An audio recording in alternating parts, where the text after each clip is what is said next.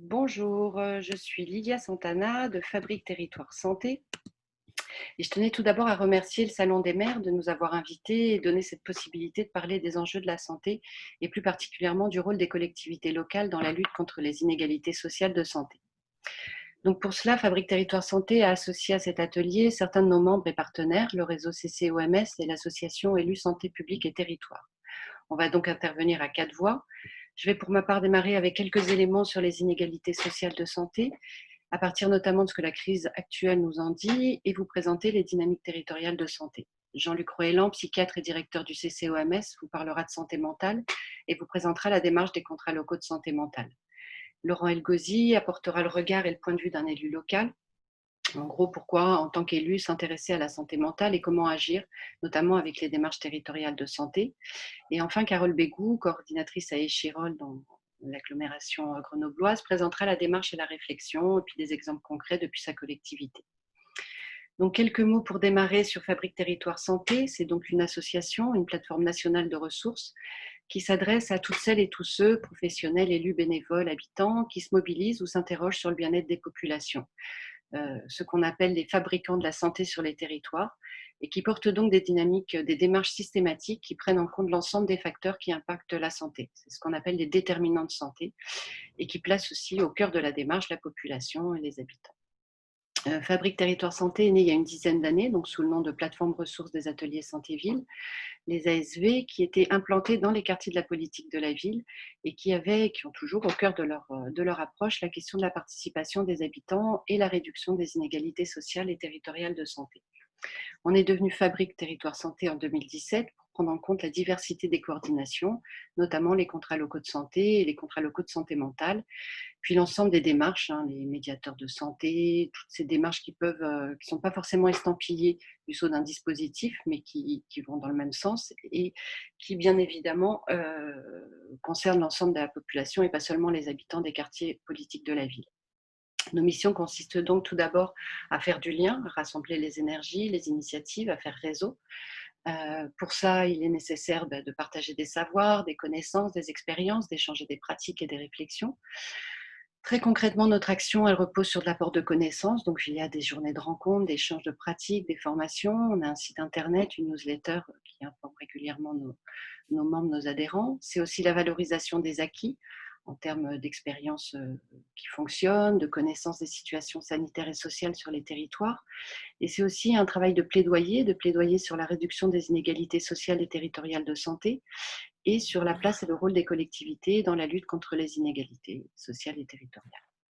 Donc ces inégalités, de quoi parle-t-on? On part déjà de la définition de l'OMS par rapport à la santé, à savoir que la santé est un état de complet bien-être physique, mental et social. C'est donc pas uniquement une absence de maladie ou d'infirmité, c'est une approche bien plus globale. Et concrètement, c'est le pouvoir réaliser son potentiel, pouvoir apprendre, grandir, se déplacer, travailler, mmh, voilà, être bien. L'OMS nous dit en effet que 10 à 25% de l'état de santé d'une population dépend du soin, uniquement 10 à 25%. Pour le reste, ce sont des facteurs biologiques. Si je suis jeune, vieux, si je suis une femme ou un homme, je ne vais pas être dans la même situation, suivant l'environnement physique, social et économique dans lequel on vit, dans un pays en guerre, suite à une catastrophe naturelle, on va avoir des difficultés particulières. On parle aussi ainsi des déterminants de santé. Un exemple fréquent et qui a été mis en lumière récemment, notamment par cette crise, c'est la question du logement, par exemple. On voit bien que suivant le logement dans lequel vous vivez, vous allez avoir des conditions et ça va impacter votre santé différemment. L'emploi que vous occupez aussi, les conditions de travail, les modes de déplacement. C'est l'ensemble des conditions et des modes de vie des personnes qui sont des facteurs déterminants et qui sont à l'origine des inégalités sociales qui sont fortes, et en particulier en France, où elles ne font que s'accentuer. Elles sont installées de longue date et elles ne font que s'accroître. De ces inégalités sociales découlent les inégalités de santé. Le sociologue Didier Fassin rappelle ainsi que les inégalités sociales en santé sont in fine la traduction dans les corps des inégalités sociales. Et elles sont par ailleurs accentuées par le fait que les personnes les plus vulnérables sont aussi surexposées et globalement en moins bonne santé. Euh, le rapport qui est sorti récemment de l'Observatoire des quartiers politiques de la ville le rappelle, hein, les habitants des quartiers populaires souffrent plus souvent de maladies chroniques, asthme, diabète, ont un moins bon accès aux soins. Seine-Saint-Denis, par exemple, l'ARS signale que 37 des 40 villes de la Seine-Saint-Denis sont en situation de désert médical. Voilà. Et ça se traduit, du coup, par exemple, très concrètement, il y a un exemple assez connu et très parlant, hein, à 35 ans, un ouvrier peut espérer vivre 24 ans sans incapacité. Pour un cadre, c'est 34 ans. Le premier n'atteindra l'âge de la retraite à 60 ans sans incapacité. Le second bénéficiera, lui, de 9 ans de retraite sans incapacité. Donc, on est vraiment face à des disparités et des inégalités très fortes. La crise actuelle a montré, a donné à voir à tout le monde, hein, ces inégalités qui étaient connues mais qui n'étaient pas forcément prises en compte comme il se devait. Les mesures de confinement en particulier ont montré à quel point un logement, je reviens dessus, le fait d'avoir un espace extérieur ou pas, d'avoir une certaine densité de logement, le fait d'occuper un emploi qui me permet de télétravailler ou au contraire qui m'oblige à prendre des transports tous les jours, mon niveau de revenu. L'ensemble de ces facteurs ont par ailleurs un effet cumulatif qui vise et qui tend à surexposer ou au contraire à mieux protéger les personnes, notamment dans le cas d'une crise. Donc, in fine, on peut dire que les disparités observées dans l'état de santé entre les groupes sociaux sont bien la conséquence d'une distribution inégale et injuste de ces déterminants de santé avant même la question du soin. Et pour agir sur ces inégalités, les collectivités sont sans doute les mieux placées. Et là encore, la crise actuelle l'a bien montré. Elles ont été les premières concernées, les premières mobilisées. Ça se passe chez elles. Les habitants interpellent directement leurs élus locaux. Et par ailleurs, les collectivités territoriales disposent de nombreux leviers pour intervenir et pour agir sur ces inégalités. On peut citer l'exemple de l'alimentation via le développement local, via des outils comme la restauration scolaire qui peuvent être des leviers pour induire une alimentation de meilleure qualité. Il y a la politique du logement et de l'urbanisme via des outils comme le PLH, le plan local de l'habitat ou le plan local d'urbanisme, la politique de logement social, de logement accessible qu'on souhaite proposer sur un territoire, l'aménagement du territoire évidemment. Un levier important également via l'éducation, avec l'action des collectivités locales sur le temps périscolaire ou sur la restauration scolaire, là encore, sont des leviers importants et qui nécessitent d'être coordonnés parce qu'ils interpellent par ailleurs l'ensemble des politiques publiques mobilisées à toutes les échelles territoriales, l'échelle nationale, régionale, départementale, locale. Et on voit bien que ces actions, pour être efficaces, sont incontournables et doivent éviter les décloisonnements et les fonctionnements en silo qui nuisent à une approche globale. Et là encore, la crise nous a montré qu'il y a eu des insuffisances importantes, des difficultés de coordination à l'échelle locale entre les différents services de l'État, ceux des collectivités locales, les associations et toutes les démarches spontanées, les mobilisations collectives. Ces dynamiques territoriales de santé ne peuvent en effet être que multi-acteurs, institutions, collectivités, associations. Elles doivent associer les habitants, les acteurs de la santé communautaire. Cite souvent Gandhi, il rappelle que faire sans nous, pour nous, c'est faire contre nous. Elles doivent s'inscrire dans la transversalité pour bien identifier les besoins et les ressources des territoires. Chaque territoire a son histoire, ses spécificités, ses dynamiques propres, et il faut pouvoir s'appuyer sur ces besoins, identifier ces besoins et pouvoir s'appuyer ses ressources pour animer une dynamique partenariale qui implique bien tout le monde, depuis le diagnostic local, qui doit être partagé, la définition des orientations, des axes stratégiques, et évidemment la mise en place des actions concrètes. Dans ce cadre-là, les villes et plus particulièrement les coordonnateurs et coordonnatrices des démarches territoriales de santé, comme les ASV, les CLS, les CLSM, qui vont vous être présentés immédiatement, sont sûrement les mieux placés pour copiloter et animer ces démarches. Je vais donc passer la parole à Jean-Luc Roëlan, psychiatre et directeur du CCOMS, qui va vous parler de santé mentale. Voilà. Alors, merci Lilia pour cette introduction. Eh bien, moi, j'ai travaillé pendant 35 ans comme psychiatre de secteur avec 6 communes. Et s'il n'y avait pas eu les élus locaux, je crois qu'on n'en serait pas là. On a pu développer un système de psychiatrie complètement intégré de la cité. Alors, il faut dire que la sectorisation psychiatrique qui existe depuis 1960 a été la première tentative de mise en place d'une santé territoriale. On peut dire ça comme ça. qui va associer prévention, soins et post-cure, et qui va essayer aussi très rapidement d'intégrer les partenaires dans la mise en place de son projet, qui est un projet de soins global. Alors, ce projet qui a été mis en place dès 1960 concerne à la fois la psychiatrie adulte et la psychiatrie infanto-juvénile. Et puis, il faut bien dire qu'il n'y a que 5%, même pas 5% des gens qui seront hospitalisés dans une année et que la plupart des patients sont en ville et que c'est leur lieu naturel, écologique, où ils vivent. Alors, très vite, en travaillant dans les territoires, a émergé la question de la santé mentale des populations et des déterminants sociaux tels que les a décrits Lilia tout à l'heure.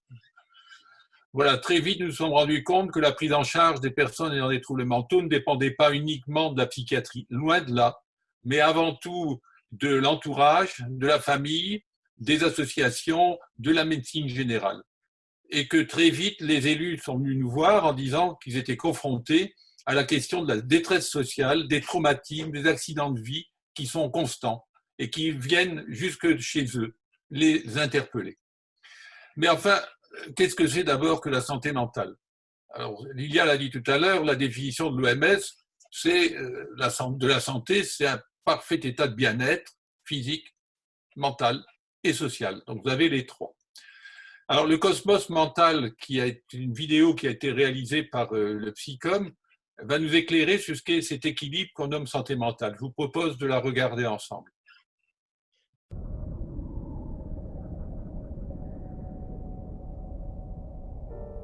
Qu'est-ce que la santé mentale et surtout qu'est-ce qui l'influence? Pour l'expliquer, partons en voyage dans le cosmos mental. Pour débuter notre histoire, commençons par la petite fusée. Cette petite fusée, c'est vous, c'est moi, et nous naviguons dans ce cosmos. L'objectif de la petite fusée, c'est de garder le cap en suivant la voie lactée de l'équilibre psychique, celui qui nous permet de nous sentir bien. Dans son voyage, elle sera toujours accompagnée de deux systèmes planétaires qui seront en mouvement permanent. Le système planétaire ressources et le système planétaire obstacles. Si l'on regarde la planète obstacle, c'est-à-dire tout ce qui aura une influence négative sur notre santé mentale, on remarque deux satellites qui gravitent autour et qui la nourrissent. Le satellite obstacle individuel, qui représente tout ce qui peut agir négativement sur la fusée et qui est propre à l'individu.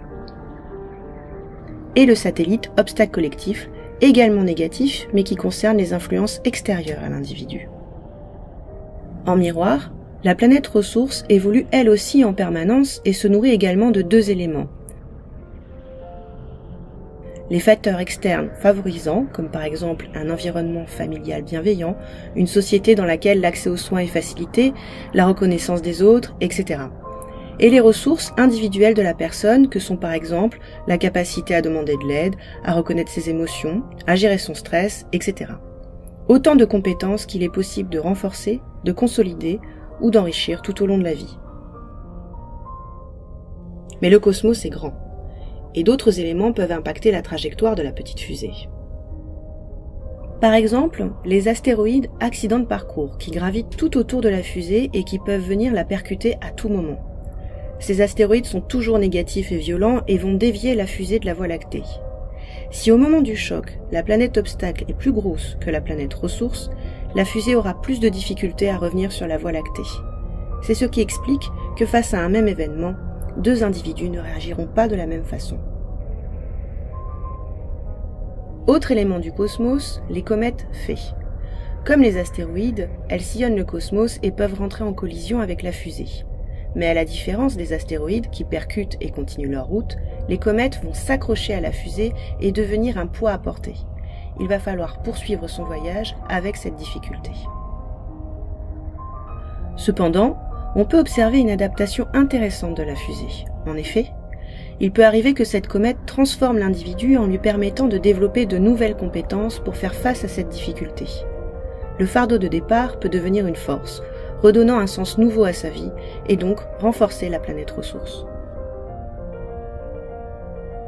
Enfin, le cosmos est habité par une multitude d'étoiles filantes de la vie qui traversent régulièrement la fusée et l'influencent. Il s'agit des événements de vie que nous rencontrons en cheminant, les relations amicales, professionnelles, la vie amoureuse, etc. Ces étoiles filantes peuvent avoir une influence positive ou négative, cela dépend du contexte, du moment, de ce qu'elles nous font, mais elles auront forcément un impact sur nos planètes. Tous ces facteurs influenceront donc notre trajectoire sur la Voie lactée et la taille de nos planètes. Cependant, il n'est pas toujours simple de savoir pour soi-même ou pour les autres où nous nous situons. C'est pourquoi les balises représentent les signaux qui nous aident à mesurer le thermostat de notre santé mentale. Plus ces balises durent dans le temps et perturbent notre vie quotidienne, plus elles méritent d'être écoutées. Si plusieurs balises sont dans le rouge, c'est sans doute le signe que notre santé mentale mérite une attention particulière. Nous pourrons alors puiser dans notre planète ressource afin de retrouver le chemin d'un équilibre psychique satisfaisant.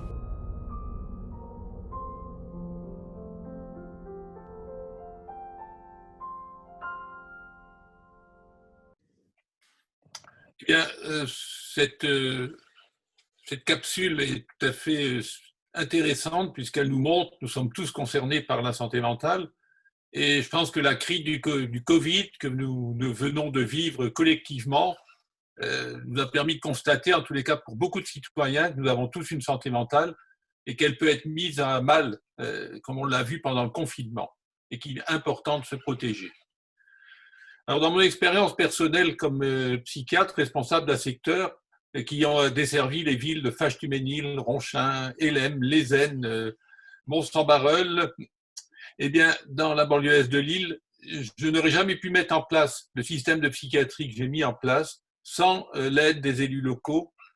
Voilà, nous avons réussi à passer de 300 lits hospitaliers à 10 lits implantés au CHU, le reste du personnel étant en ville et travaillant avec les municipalités.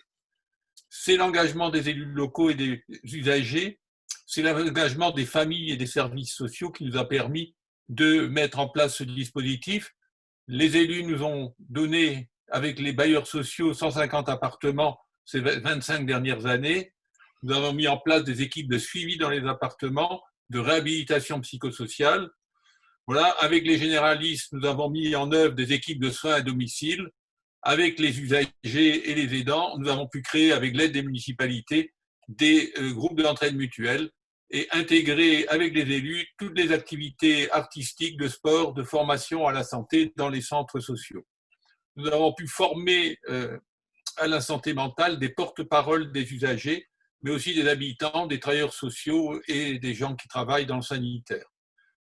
Nous avons organisé une quantité de conférences dans les différentes mairies sur le thème de l'insomnie, l'anxiété, le deuil, les addictions, tout ce qu'on a pu voir dans cette capsule, et bien d'autres problèmes qui concernent la population et essentiellement la population. Nous avons pu mettre en place ce qu'on appelle la promotion de la santé mentale. Notre service s'est organisé aussi pour répondre à toute demande en 48 heures. C'est tout à fait possible et c'est une demande des usagers. Les psychothérapies sont disponibles et gratuites. Voilà, tout cela a été discuté dans le conseil local de santé mentale. Mais alors, vous me direz, comment créer un conseil local de santé mentale? Alors, nous avons fait une petite vidéo qui vous expliquera très facilement comment faire cela. Un conseil local de santé mentale est un espace de concertation et de coordination autour de la santé mentale d'un territoire. C'est une démarche de santé publique souple et horizontale. Les élus du territoire, la psychiatrie publique, les usagers et aidants, ainsi que tous les autres acteurs ou citoyens se sentant concernés sont invités à participer. Notre santé est en grande partie déterminée par notre environnement. Il convient donc de rassembler et coordonner correctement les acteurs de tout champ à l'échelle locale pour une amélioration concrète de la santé mentale dans la vie quotidienne de la population. Les problèmes de santé mentale ne sont pas toujours visibles et concernent plus de personnes que nous pouvons l'imaginer. Une personne sur 3 présente au moins un trouble psychique. 85% d'entre eux n'auront pas recours à la psychiatrie. L'objectif du CLSM est donc de favoriser le bien-être mental où que nous soyons, en portant une attention toute particulière aux quartiers politiques de la ville et notamment à l'accès aux soins, à l'inclusion sociale ou encore aux déterminants essentiels de santé. Un CLSM doit naître d'une volonté commune d'élus locaux, de psychiatres, d'usagers et d'aidants qui, à travers cette démarche politique, cherchent à créer un espace de concertation. Ces pôles de décision sont importants pour aborder de manière égale chaque thématique et répondre justement aux besoins de santé mentale. Un CLSM fonctionne en 3 niveaux. Le comité de pilotage définit les priorités et propose la création de groupes de travail. Ces groupes de travail thématiques se réunissent ensuite pour mener des actions. Enfin, l'Assemblée plénière, qui se réunit en moyenne une fois par an, propose un espace d'échange. Chaque année, de nombreux CLSM continuent de se créer en France. Des centaines d'actions se déroulent grâce au CLSM. Pour les découvrir, rendez-vous sur le site du Centre national de ressources et d'appui au CLSM.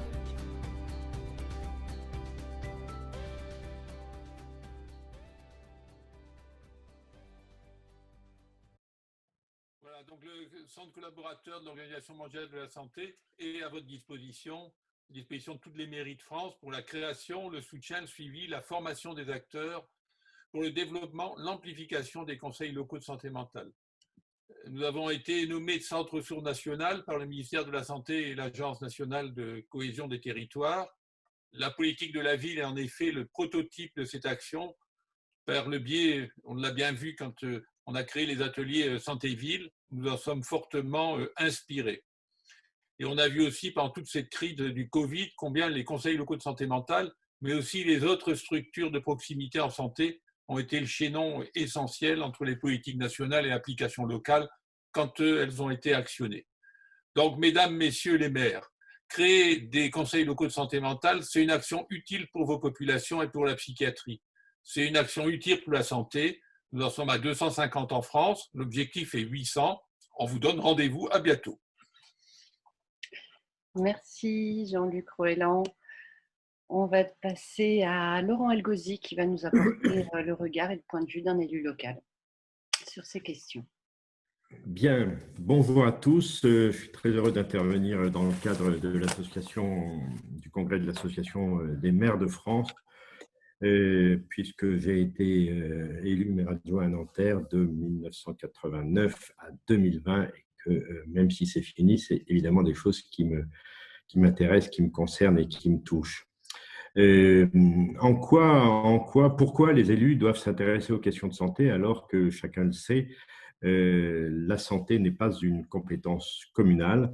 Néanmoins, le bien-être de la population, la cohésion sociale, la manière de vivre ensemble, l'avenir de chacun, la santé des jeunes, toutes ces questions-là, l'environnement, toutes ces questions-là sont des questions qui préoccupent les élus. Et la clause de compétence générale permet au maire de se saisir de toutes les questions dont il lui paraît qu'elles sont essentielles pour sa population. C'est dans cette optique-là et pour développer cette idée-là qu'avec une douzaine d'élus, on a créé il y a 15 ans une association qui s'appelle Élus Santé Publique et Territoire, ESPT, pour développer les politiques locales de santé dans un cadre contractualisé avec l'État ou maintenant avec les ARS et pour réduire les inégalités sociales et les inégalités territoriales de santé. Voilà, ça s'inscrivait dans la suite des ateliers santé-ville qui avaient donné un peu de compétences, un peu d'ingénierie, un peu de moyens aux élus pour agir en santé. Et la santé est ainsi devenue le 5e pilier de la politique de la ville avant de disparaître. Dans le cadre des ateliers santé-ville et puis du travail fait par Élus Santé Publique et Territoire, on s'est très vite aperçu que les questions de santé mentale étaient des questions prioritaires pour les élus, encore une fois, même si ça n'est pas dans leurs compétences et même si au départ, ils ont très peu de moyens d'action. Les élus sont en effet sollicités, interpellés, bousculés par de multiples questions qui ont à faire avec les questions de santé mentale, des questions liées à la consommation de produits psychoactifs, à des situations de violence dans les quartiers, à des situations de difficultés des jeunes, que ce soit du repli sur soi, que ce soit des comportements violents, bref, toutes sortes de comportements des habitants dans une ville peuvent relever de troubles de la santé mentale et finalement arrivent sur le bureau du maire et sur le bureau de ses élus. C'est rapporté par des habitants, des professionnels, du social, de l'éducation, par des gardiens d'immeubles, etc. L'épisode du confinement et de la Covid a renforcé encore cette émergence des troubles psychiques liés à l'isolement, au conflit, au chômage, aux difficultés relationnelles dans le cadre du confinement et à renforcer finalement l'implication obligatoire des élus dans ces questions de santé. Ça part aussi d'un travail qui avait été fait avec un psychiatre de Lyon, Jean Furtos, qui avait donné lieu à un opuscule qu'on avait appelé Les élus face à la souffrance psychosociale, de la sollicitude aux politiques. Tous les mots sont importants dans ce titre, de la sollicitude aux politiques. Comment, à partir d'une interpellation, les élus peuvent faire politique, c'est-à-dire donner sens à un ensemble d'actions. Évidemment, ça ne peut pas se faire seul. Le maire, il est ni psychiatre, ni shérif, ni travailleur social. Il ne peut pas tout et c'est surtout pas à lui de tout décider. Il est que le représentant de la population et donc tout ce qu'il fait doit se faire en lien avec les acteurs compétents, mais également en lien avec la population. Et on a aussi, à ESPT, avec d'autres élus, élaboré ce concept de pouvoir de convocation du maire, qui est l'idée que sur un territoire, à partir d'un problème, quel qu'il soit, que ce soit un problème d'aménagement, de sécurité ou de santé et de santé mentale, lorsque le maire est confronté à une difficulté, il a le pouvoir de convoquer finalement tous ceux qui ont à voir, tous les partenaires, toutes les parties prenantes qui ont à voir avec cette question, que ce soit le préfet, le procureur de la République, le commissaire de police, les bailleurs sociaux ou le service de psychiatrie, les services de santé, pour faire ensemble, non pas pour faire seul, non pas pour imposer quelque chose, mais bien pour essayer d'apporter ensemble des réponses à des difficultés que chacun perçoit et finalement devant lequel chaque individu, chaque service, chaque secteur seul est impuissant et en espérant qu'ensemble, on arrivera à construire des réponses plus cohérentes. Plus globalement, et pour revenir un petit peu sur ce qu'a dit Lilia Santana, les élus sont en capacité, ça ne veut pas dire qu'ils le font, mais ils sont en capacité de construire une politique locale de santé publique dans laquelle la santé mentale est évidemment une composante indispensable. C'est depuis quelques années contractualisé dans le cadre des contrats locaux de santé et le conseil local en santé mentale devient le levier d'action en santé mentale du contrat local de santé. Ça a été dit, je ne reviens pas, les inégalités de santé, y compris en santé mentale, sont majeures. Elles sont aggravées par toutes les crises et en particulier par le confinement et la Covid. Et tout ce qui détermine, tout ce qui pèse sur la santé en négatif ou en positif, tout ce qui pèse sur la santé mentale, ressources, logements, et ressources, ce n'est pas simplement les ressources financières, logement, accès au travail, formation, réseau social, etc., etc. Tout cela, si on s'interroge, si on y regarde de plus près, on s'aperçoit que tout cela dépend pour beaucoup des décisions que prennent les maires, encore une fois en termes d'aménagement, d'environnement, d'accès aux ressources, d'accès au sport, d'accès à la culture. Tout cela dépend des politiques construites par les maires.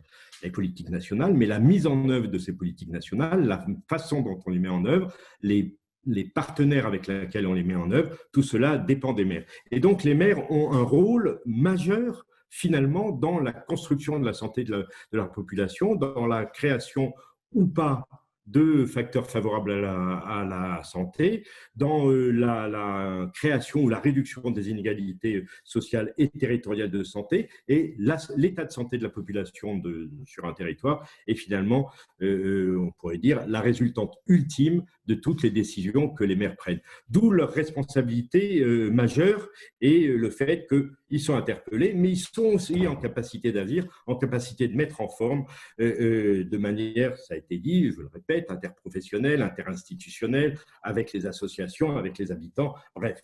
Ils sont en capacité de construire une politique locale de santé.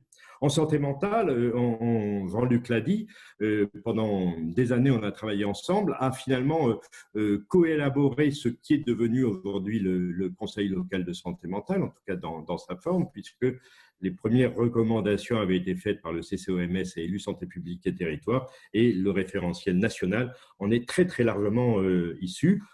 Il repose, et ça c'est fondamental, sur un triptyque, le maire qui préside le conseil local en santé mentale, la compétence technique qui est le psychiatre et le secteur de psychiatrie, et puis les partenaires indispensables que sont les habitants, les aidants, les familles. Voilà, ce triptyque-là est indispensable et s'il n'existe pas, ça n'est pas un conseil local de santé mentale.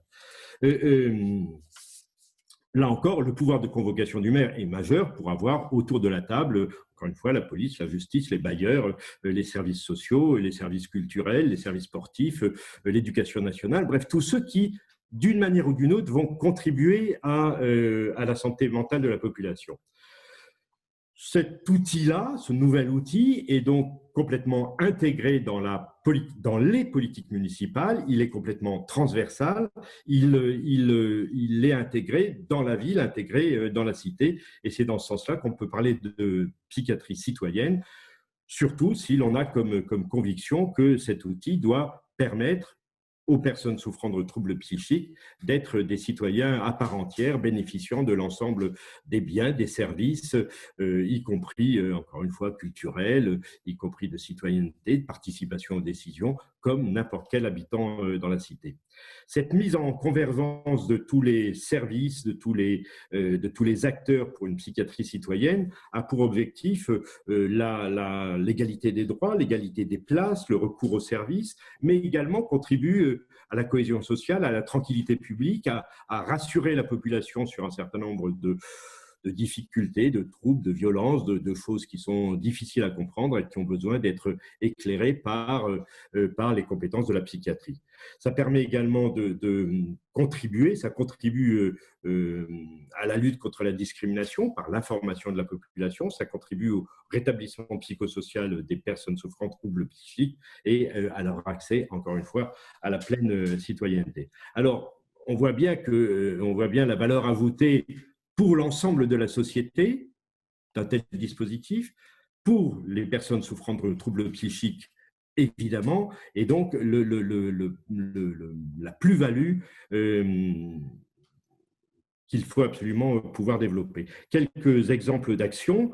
Bien souvent, les élus et les psychiatres se retrouvent pour la première fois autour de questions de difficultés particulières, de crise, de rupture de soins, de personnes qui ne vont vraiment pas bien et qui perturbent l'espace public. Et donc, il y a à mettre en place un dispositif d'alerte préalable pour que ces situations soient repérées le plus tôt possible, en amont, en prévention, et pour pouvoir réunir tous les acteurs qui ont quelque chose à apporter et que, au lieu d'avoir une solution unique du psychiatre, du policier ou du maire ou du travailleur social, on ait une solution concertée à partir de compétences diverses et de compétences partagées. Et puis derrière, il y a à mettre en place éventuellement une cellule de suivi, d'accompagnement pour éviter les ruptures de soins et les difficultés dans la cité. Ça, c'est une première action, mais des acteurs majeurs de repérage des difficultés psychiques sont par exemple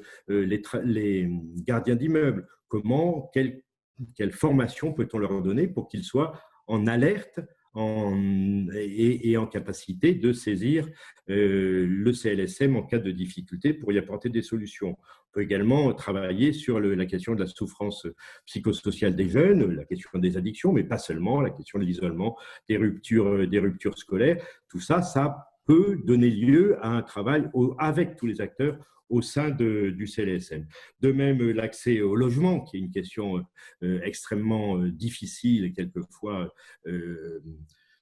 insoluble pour les personnes sortant de l'hôpital psychiatrique ou souffrant de troubles psychiques graves. Il y a besoin de mise à disposition de logements avec un accompagnement à la fois social et thérapeutique, de manière à ce que la vie dans un immeuble, la vie donc dans la cité, soit plus harmonieuse, soit plus facile pour tout le monde.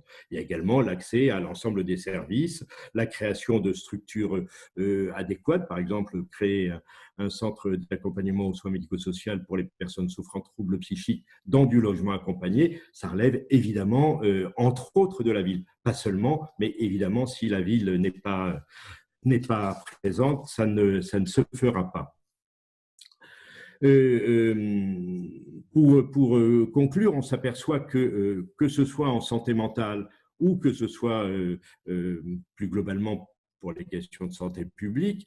Il y a de plus en plus d'élus à la santé, et ils ne sont pas simplement élus à la santé et au social comme avant, mais ils peuvent être élus à la santé, à l'urbanisme, ils peuvent être élus à la santé et à l'environnement. Donc on voit bien que le champ de la santé est extrêmement large et que les élus doivent s'en saisir de manière globale, transversale. Donc d'une part, de plus en plus d'élus à la santé dans les villes, mais également de plus en plus d'appels aux maires et aux élus pour mettre en œuvre, pour mettre en action les politiques décidées au niveau national et par les ARS. Et on le voit particulièrement dans le cadre de la Covid. Vous avez tous entendu le président de la République hier qui a fait un appel aux collectivités locales pour la vaccination, pour le testing, pour l'État. Ni l'État ni les agences ont la capacité de le mettre en œuvre, et c'est bien en proximité avec les acteurs locaux, avec les associations, avec les professionnels du soin et avec les habitants que tout ça peut se construire, que l'information peut circuler, que l'adhésion aux politiques nationales peut se faire. Et là, il y a un besoin absolu des élus. On l'a vu également et je renvoie tous mes collègues à une lecture attentive du compte-rendu du Ségur de la santé, où la place des élus est une nouvelle fois affirmée, élargie, avec des responsabilités qu'on nous donne, et donc il faut qu'on se saisisse, même si ça n'est pas une compétence obligatoire. La suite du Ségur de la santé, ça va être le Ségur de la santé publique, dans lequel il faut absolument que les élus puissent faire entendre leur voix, montrer tout ce qu'ils ont fait dans le cadre de la Covid, mais plus généralement tout ce qu'ils feront pour contribuer à la santé publique, de manière à devenir des acteurs entendus, respectés, et si possible réglementaire du champ de la santé. Et donc, Élus Santé Publique et Territoire plaide pour donner plus de force à ce plaidoyer en santé publique, en santé mentale, pour que la santé devienne une compétence partagée de l'État et des ARS et des collectivités locales, puisqu'on voit que leur rôle est absolument indispensable. Voilà, je vous remercie. Merci beaucoup, Monsieur Laurent Elgozi. On va écouter maintenant Carole Bégou, donc, qui est coordinatrice à Échirol et qui va nous parler, évoquer la réflexion et la démarche conduite dans sa collectivité. Donc, Carole. Bonjour et merci. Du coup, oui, je travaille à Échirol et à Pont-de-Claix. Ce sont deux communes de l'agglomération grenobloise, au cœur des Alpes, à peu près 47 000 habitants. Ce sont des populations très similaires et des populations qui sont tout de même bien touchées par la crise sociale depuis plusieurs décennies. Je suis au sein du CCAS, dans un service de médiation santé qui est rattaché à un pôle social. Donc cette fois-ci, on a effectivement la balance sociale santé. Et nous sommes deux, une médiatrice santé, moi-même. Du coup, je suis amenée à coordonner le contrat local de santé. Actuellement, il est en construction. Antérieurement, nous avions une dynamique d'atelier santé-vie qui est intégrée du coup à ce contrat local de santé. Et puis, bien plus avant, nous avions des dynamiques de réseau en santé. Donc, ça fait à peu près 22 années que nous œuvrons dans ce sens-là.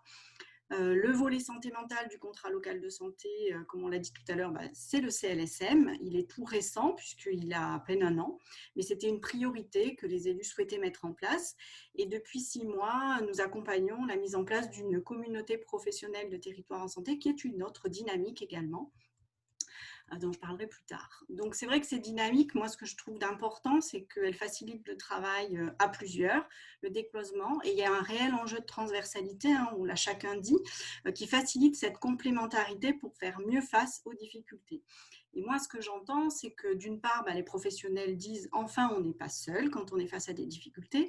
Aujourd'hui, les habitants le disent aussi, quand on a un souci, on peut venir en parler, il y a des lieux pour en parler, les élus sont là pour nous écouter. Et les collectivités également, avec les contrats locaux, que ce soit le CLSM ou le contrat local de santé, sont moins isolés dans leur construction de leur politique de santé, mais pas que. Toutes les autres politiques publiques dont elles ont les leviers. Et c'est vrai que le CLSM, c'est dire en tant que maire, nous ne sommes pas seuls, nous sommes épaulés par la psychiatrie et nous pouvons travailler de pleine concertation avec les habitants du territoire. Et ça, c'est quelque chose qui est entre guillemets nouveau, mais qui est vraiment important pour chacun d'entre eux. Et les familles se sentent beaucoup moins isolées aussi et comprises aussi dans leur réalité quotidienne. Donc c'est vrai que les habitants sont très demandeurs de ces espaces de concertation.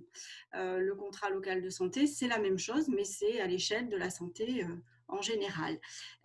Et ce qui est important aussi, je trouve, c'est que les mairies, à la fois, elles ont ce fameux pouvoir de convier tout le monde et de fédérer les acteurs sur ce territoire, mais surtout, elles peuvent avoir leur mot à dire parce que ces dynamiques de territoire permettent d'intégrer la notion de spécificité. Tous les territoires ne se ressemblent pas.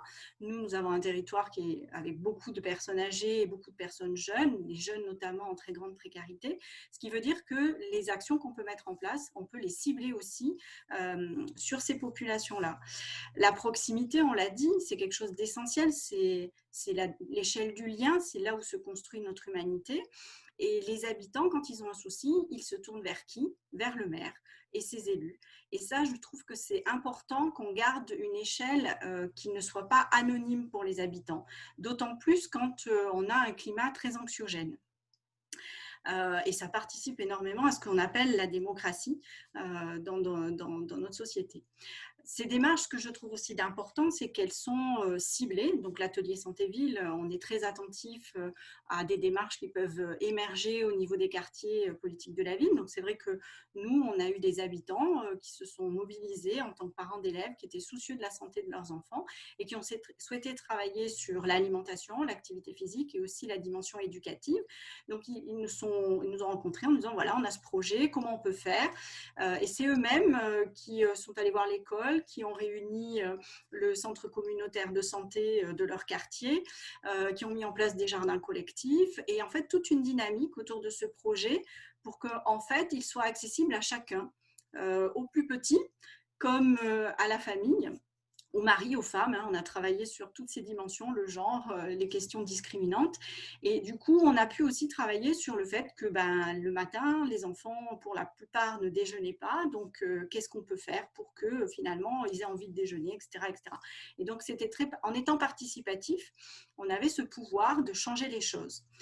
Ce que je dirais aussi en termes d'inclusion, c'est que le Conseil local de santé mentale qu'on a monté, on a une plateforme d'alerte et de concertation sur les situations complexes et on a tenu à ce qu'il puisse y avoir, enfin, on puisse créer les conditions favorables pour que les personnes concernées, pour lesquelles on va traiter les situations, puissent participer dans la mesure du possible. Et ça nous paraissait fondamental parce qu'en termes déjà de respect, d'humanité, c'est essentiel, mais aussi en termes de facteurs de réussite, on le dit tous, c'est-à-dire qu'on ne réussit jamais aussi bien qu'avec la personne, parce que c'est elle qui va pouvoir nous dire qu'est-ce que c'est son projet de vie et comment on va pouvoir l'accompagner et l'aider dans les difficultés qu'elles peuvent rencontrer.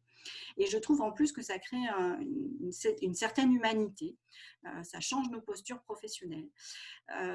Donc l'ancrage territorial, c'est vraiment quelque chose d'essentiel. Alors évidemment, ces dynamiques territoriales, elles ont été largement mises en avant par la crise.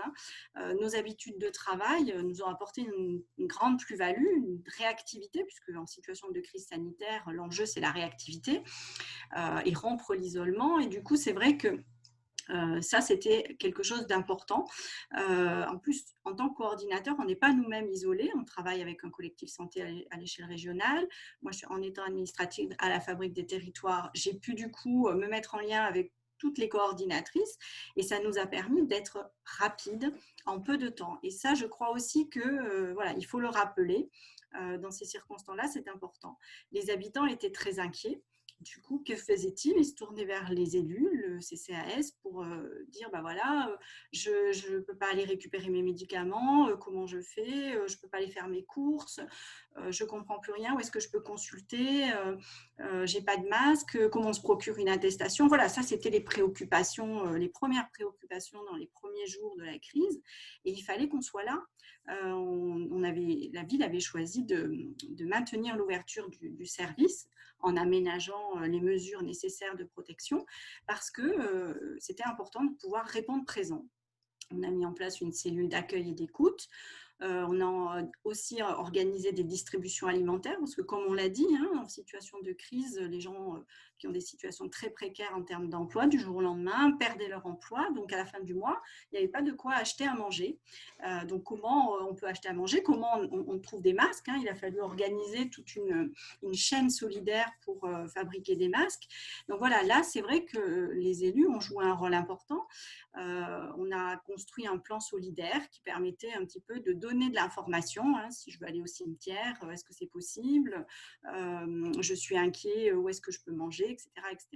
Donc ça, c'était vraiment essentiel de pouvoir répondre à cette anxiété et surtout, ça a apaisé le climat dans lequel les personnes pouvaient être. Et ça rompait aussi cet isolement. Je pense aussi à tout le travail qui a été fait au niveau des écoles et sûrement dans bien nombreuses des collectivités. Les parents étaient en détresse pour pouvoir faire à la fois l'accompagnement scolaire quand ils pouvaient le faire. Voilà, donc comment on était à leur écoute, comment on accompagnait les familles les plus en difficulté et on a maintenu un service d'écoute et d'accompagnement dans ce sens-là. Et puis, on l'a dit, la souffrance psychique était particulièrement sollicitée. Alors, c'est vrai que pendant le confinement, on a plus eu quelques situations de décompensation psychique et la plateforme nous a permis de nous organiser, de nous coordonner pour que ça se passe le mieux possible. Les premiers effets de la crise, on les a plutôt sentis à la veille de l'été, avec des ruptures de soins qui se traduisaient par des hospitalisations. Et puis maintenant, on est face à des fragilisations de situations sociales, des gens qui n'ont plus de logement, des gens qui ont perdu leur emploi et pour lesquels la souffrance est vraiment majeure. Du coup, c'est vrai que ce que je trouve intéressant dans les contrats locaux et les conseils locaux de santé mentale, c'est qu'ils viennent dire à la population, si vous êtes en mauvaise santé, ce n'est pas que de votre fait. Nous pouvons tous contribuer à ce que les choses s'améliorent. Et l'enjeu des contrats, ce n'est pas juste accompagner la personne dans les freins individuels et leur permettre de mobiliser toutes leurs ressources, c'est aussi réfléchir plus globalement sur le logement, comme on l'a dit, les transports, etc., qui permettent que ça se passe mieux. Alors, un exemple concret, pour accéder aux droits, parfois, on se heurte à des organisations structurelles qui ne sont pas forcément faciles d'accès. Du coup, ça permet ces espaces de concertation, de réunir la CPAM, de réunir le département, de se mettre autour de la table et de dire, voilà, dans tel profil de situation, on n'arrive pas à avoir un accès rapide et pourtant, il y a un réel besoin pour ces personnes et il ne faut pas que ça prenne trop de temps parce que sinon, la santé se dégrade. Le conseil local de santé mentale, ça a été aussi l'occasion de mettre en place des rencontres, on l'a dit, des formations. Les professionnels n'arrêtent pas de le dire.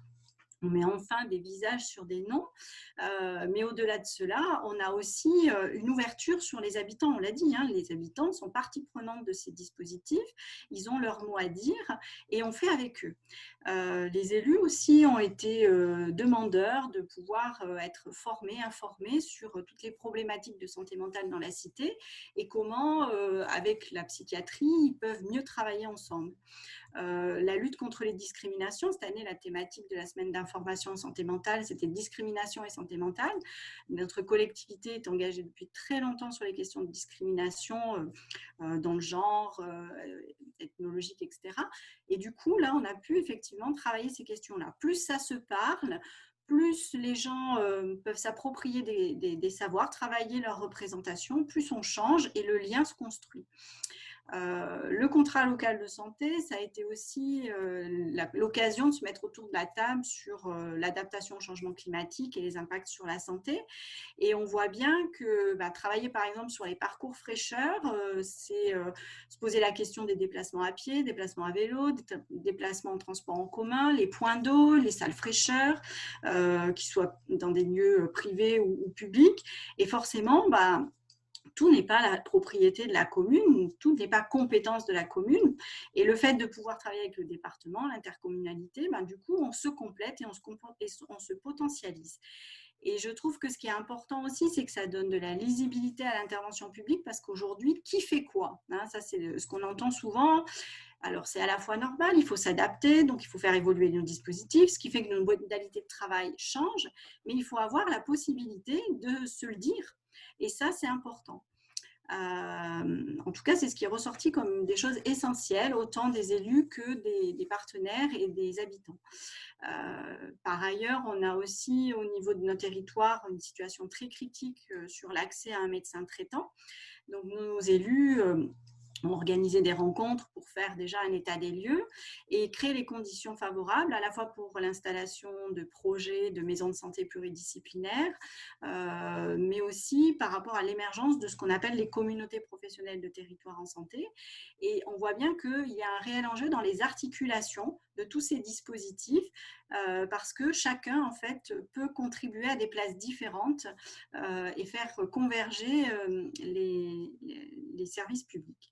Du coup, peut-être, je dirais juste modestement, notre territoire, même si on n'a pas de service forcément d'hygiène ni communal de santé, pour autant, la volonté des politiques ont joué un rôle important pour qu'il y ait des choses qui se fassent, aussi simples soient-elles.